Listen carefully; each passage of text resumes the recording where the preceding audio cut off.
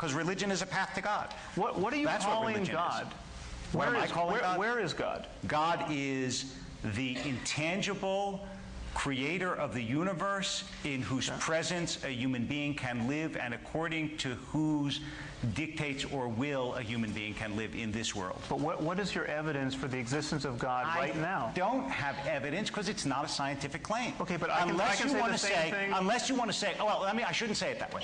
I don't have proof because it's not a scientific claim. If you want a supporting idea, I would say my understanding of other human beings and my experience of other human beings, which leads me to believe that there's something more than material.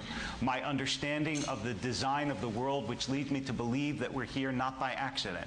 My appreciation of the fact that human beings, even though we are made of stuff, have consciousness, which leads philosophers like Galen Strawson to assume that even rudimentary material has consciousness, because he can't explain how consciousness arises. Right. My experience of religious human beings and the way they live, and the fact that they live in harmony, to my perception, with an invisible order that gives them a life of a certain sanctity and holiness. This is a general claim. Religious human beings generally live in harmony with... No, I said my experience of certain human beings. I mean, I can keep going if you want me to keep going. Well, no, I think you've put enough on the table. Okay, but none of those are scientific evidence. Many of those claims trespass upon the territory of science overtly. I mean, the claim about...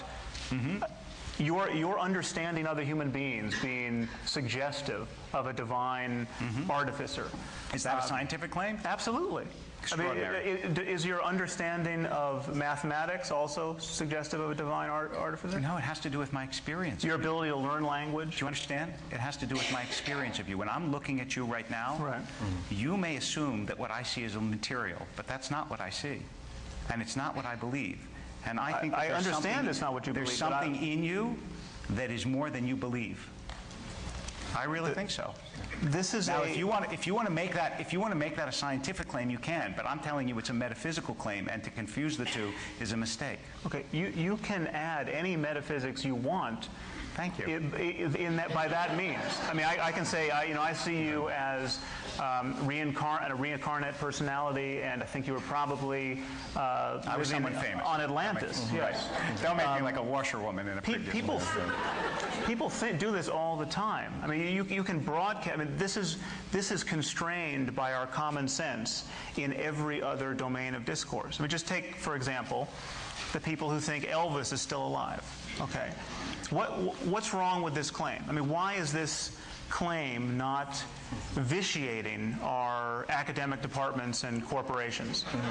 I mean, I'll tell you why, and it's very simple. We have not passed laws against believing Elvis is still alive. The problem is that whenever somebody seriously represents his belief that Elvis is still alive, in a conversation, on a first date, at a lecture, at a job interview, he immediately pays a price. Yes. He pays a price in ill-concealed laughter. Right.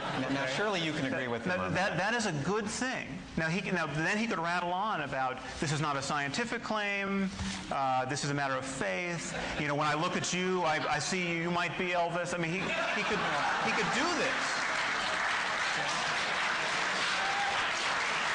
Except that,